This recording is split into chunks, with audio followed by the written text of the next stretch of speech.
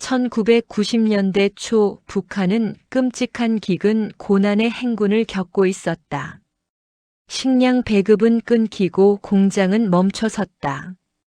굶주림은 사람들의 존엄을 짓밟았고 수많은 이들이 죽음의 문턱을 넘나들었다. 평양의 한 아파트. 낡은 방 안에서 어린 딸 미선을 품에 안은 정혁은 차가운 쌀독을 바라보며 절망에 빠진다. 아내 은희는 이미 영양실조로 몸져 누운 상태다. 정혁의 앙상한 손에는 옥수수 한 알이 놓여 있다. 그들의 눈빛에는 생존을 향한 처절한 갈망이 담겨 있다. 낡은 창문 밖으로는 잿빛 하늘이 펼쳐져 있고 멀리서 희미하게 사람들의 흐느낌이 들려온다. 정혁은 아내와 딸을 살리기 위해 뭐라도 해야 했다. 그는 몰래 집에서 기르던 토끼를 잡고 아내가 아끼던 결혼 예물을 챙겨 들고 나선다. 길거리에는 이미 같은 처지의 사람들이 삼삼오오 모여 물건을 교환하거나 팔고 있었다. 헐벗고 굶주린 사람들이 서로의 눈치를 보며 작은 물건들을 주고받는 풍경. 국경지대에서 몰래 들여온 중국산 물건들이 보이고 누군가는 자신의 옷가지를 벗어 팔기도 한다. 정혁은 조심스럽게 토끼와 예물을 내놓고 굶주린 눈으로 사람들을 둘러본다. 이것이 바로 장마당의 태동이었다. 장마당은 통제의 사각지대에서 빠르게 확산되었다. 배급 시스템이 붕괴되면서 장마당은 주민들의 유일한 생명줄이 되었다. 정혁은 매일 장마당에 나가 물건을 팔고 때로는 위험을 무릅쓰고 국경을 넘나들며 물건을 들여왔다. 그는 타고난 수완으로 점점 더 많은 물건을 확보하고 사람들과의 신뢰를 쌓아간다. 깡마르고 지친 얼굴이지만 그의 눈빛에는 점차 생기가 돌기 시작한다. 장마당은 이제 단순한 물물 교환을 넘어 물건의 유통과 정보의 교환이 이루어지는 작은 사회가 되어가고 있었다. 낡은 천막 아래 사람들이 북적이며 흥정하고 작은 전구 불빛 아래 물건들이 쌓여 있다. 장마당이 커지면서 돈과 정보의 중요성은 더욱 커졌다. 소수의 사람들, 즉 장마당 괴물이라 불리는 이들이 등장하기 시작했다. 이들은 국경 무역, 밀수, 심지어는 권력자와의 결탁을 통해 막대한 부를 축적했다. 정혁 또한 그중 하나였다. 그는 위험한 밀수 경로를 개척하고 간부들과 은밀한 거래를 트며 자신의 세력을 키워나간다. 그의 손에는 이제 동뭉치가 들려있고 그의 지시를 따르는 사람들이 늘어난다. 초라했던 모습은 사라지고 번듯한 옷을 입은 그의 얼굴에는 냉철함과 야심이 가득하다. 어둠이 내린 강가에서 여러 명이 몰래 짐을 나르고 있고 정혁은 그들을 지휘하고 있다. 장마당 괴물들은 생존을 넘어 권력을 탐하기 시작했다. 이들은 당 간부, 군부 인사들과 은밀한 거래를 통해 자신들의 사업을 확장하고 법망을 피해 나갔다. 뇌물은 이들의 사업을 위한 윤활유가 되었고 권력자들은 장마당 괴물들의 돈으로 자신들의 배를 불렸다. 정혁은 한밤중 당 간부의 집을 찾아가 금품을 전달하고 그 대가로 중요한 정보를 얻거나 사업 허가를 받아낸다. 그림자진 방 안 양복을 입은 정혁과 당복을 입은 간부가 마주 앉아 은밀한 대화를 나누고 있다. 테이블 위에는 동뭉치가 놓여 있고 그들의 얼굴에는 탐욕스러운 미소가 번진다. 장마당의 성장은 북한 사회의 빈부격차를 극심하게 만들었다. 소수의 장마당 괴물들은 호화로운 생활을 누리는 반면 대다수 주민들은 여전히 가난과 굶주림에 시달렸다. 부의 불균형은 사회의 위화감을 조성하고 주민들의 불만을 고조시켰다. 정혁의 집은 이제 평양의 부유한 지역에 위치한 호화로운 저택이 되었다. 그는 값비싼 외제차를 타고 다니며 화려한 파티를 즐긴다. 반면 그의 옛 이웃들은 여전히 낡은 아파트에서 끼니를 걱정하며 살아간다. 대비되는 두 장면이 교차된다. 장마당은 물건뿐만 아니라 외부 정보의 유통 창구 역할도 했다. 국경을 넘나드는 상인들은 남한 드라마, 영화, 음악을 몰래 들여왔고, 이는 북한 주민들에게 외부 세계에 대한 호기심을 자극했다. 장마당 괴물들은 이러한 정보의 흐름을 통제하고 이를 이용해 자신들의 영향력을 확대했다. 정혁은 자신의 창고에 숨겨둔 TV를 통해 남한 드라마를 시청하고 이를 통해 얻은 정보로 사업 전략을 세운다. 그는 또한 은밀하게 유통되는 남한의 물건들을 확보하여 높은 가격에 판매한다. 창고 안 어둠 속에서 TV 화면이 희미하게 빛나고 정혁은 그 앞에서 심각한 표정으로 남한 드라마를 보고 있다. 김정은 체제는 장마당을 통제하려 했지만 이미 너무 커져버린 장마당은 쉽게 굴복하지 않았다. 단속과 탄압은 계속되었지만 주민들의 생존과 직결된 장마당은 더욱 은밀하고 조직적으로 움직였다. 장마당 괴물들은 권력자들의 눈을 피해 자신들의 사업을 유지하고 때로는 단속반을 매수하여 위기를 모면한다. 한밤중 단속반이 장마당을 덮치자 사람들이 혼비백산 도망친다. 하지만 정혁은 침착하게 간부에게 뇌물을 건네고 그의 부하들은 물건들을 재빨리 숨긴다. 혼란 속에서도 질서정연하게 움직이는 그들의 모습에서 장마당의 생명력을 엿볼 수 있다. 새로운 세대는 장마당과 함께 성장했다. 이들은 국가 배급에 의존하지 않고 장마당을 통해 돈을 벌고 소비하는 데 익숙하다. 이들은 외부 세계의 문화와 정보에 더욱 개방적이며 북한 체제에 대한 비판적인 시각을 가지고 있다. 정혁의 딸 미선은 이제 어엿한 대학생이 되었다. 그녀는 남한 드라마를 보고 최신 유행하는 옷을 입고 친구들과 어울린다. 그녀는 장마당에서 일하며 번 돈으로 자신만의 소비를 즐긴다. 그녀의 가방 속에는 몰래 들여온 스마트폰이 들어있다. 그녀는 친구들과 함께 북한 체제에 대한 불만을 이야기하며 미래를 꿈꾼다. 장마당의 영향력은 이제 북한 경제 전반에 침투했다.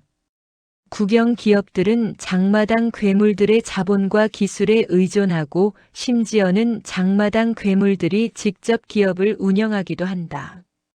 북한 경제는 명목상 사회주의 계획 경제를 표방하지만 실제로는 장마당의 그림자 아래 움직이고 있었다. 정혁은 이제 단순한 장사꾼이 아니다.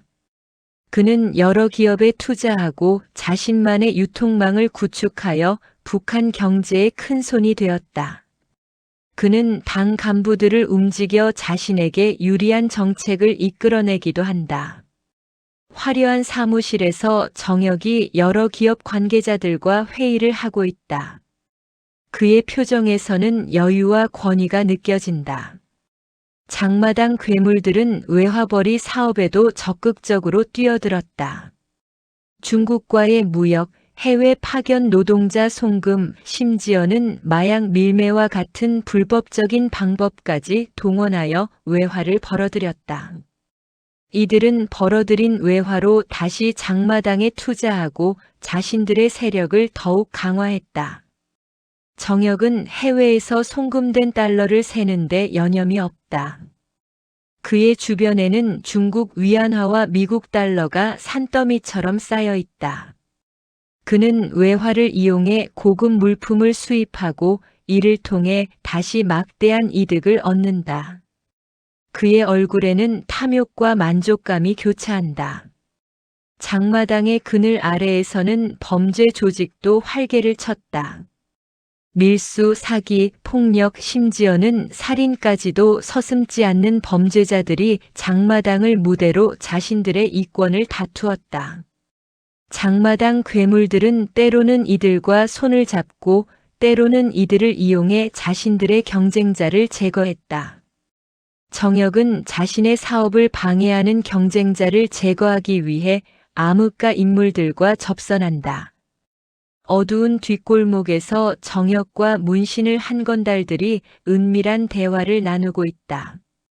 그들의 눈빛에는 위협과 결의가 담겨 있다. 김정은은 장마당을 통제하려 하지만 이미 장마당은 북한 경제의 필수적인 부분이 되어버렸다. 장마당을 완전히 없애는 것은 체제 붕괴로 이어질 수 있는 위험한 선택이었다. 김정은은 장마당을 완전히 없애지도 그렇다고 완전히 허용하지도 못하는 딜레마에 빠진다. 그는 장마당을 일부 통제하고 세금을 부과하는 방식으로 장마당의 수익을 국고로 흡수하려 한다.